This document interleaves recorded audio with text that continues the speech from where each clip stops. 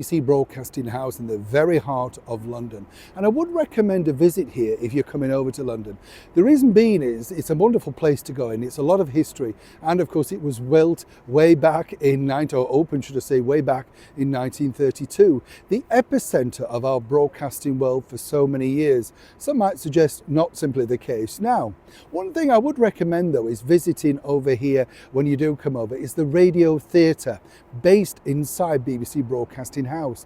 There are free tickets, it's a free night out, and you get to see a radio show or a concert literally being recorded. Check on the website with all the details there behind me. It's a great way of actually having a night out in the very heart of London without it costing you a penny. Plus you're surrounded by all that history too.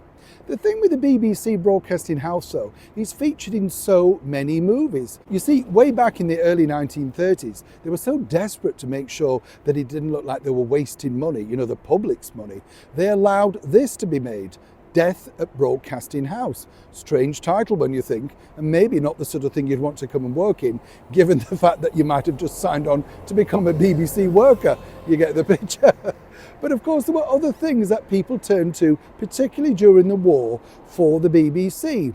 The Home Service, the World Service, and of course people like Vera Lynn had spectacular success with their weekly radio programmes called Sincerely Yours. This was a very clever idea because what would happen would be people in the services around the world would either send a letter in to the BBC, simply signed Vera Lynn, and it would get here amazingly. Wouldn't happen now, would it? Or indeed, if you're in here living in the United Kingdom, you could send a request in for your man, your lady, wherever they were stationed around the world. And she would tell a little bit of a story and play the song of the choice. Phenomenally successful it was, literally coming out of the building here. So many famous people, as you know, have gone through the BBC Broadcasting House doors and continue to do so today. Literally, I remember bumping into the likes of the Hollywood legend Rod Steiger. Yes, he was over here because he was doing Desert Island Discs. What a guy, what a star. There were so many people that I met here during my time of working inside Broadcasting House. And I used to love wandering around the corridors because a lot of them were disused at that point. And you could see remnants of things that had been there from the 30s, 40s, 50s. And you think, this must have been somebody's office at one point. But the BBC Broadcasting House didn't have, well, such an easy ride. There was a problem, particularly during the Second World War, when it looked like the Luftwaffe were determined to put us out of business. Let me explain.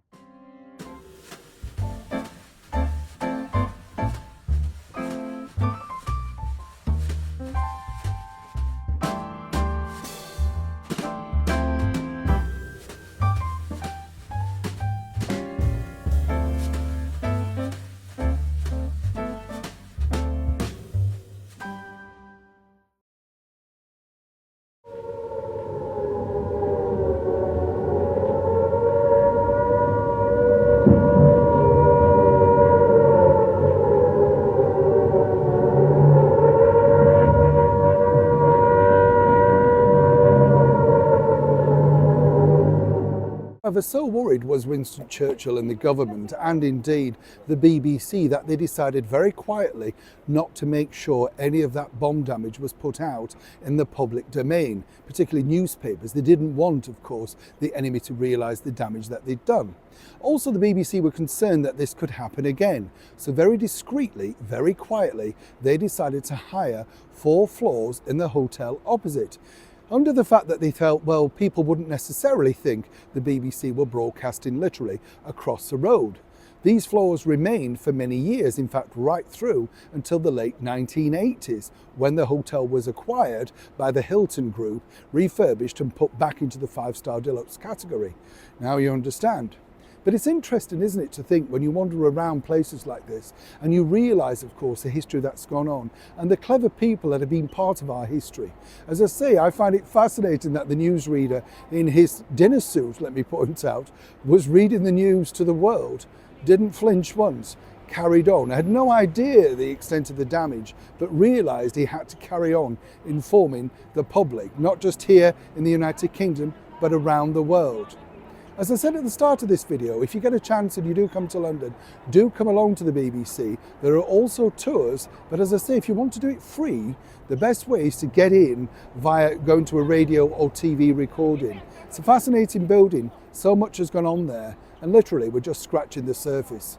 As ever, I hope you enjoy this very short look at such an historical building in the very heart of London.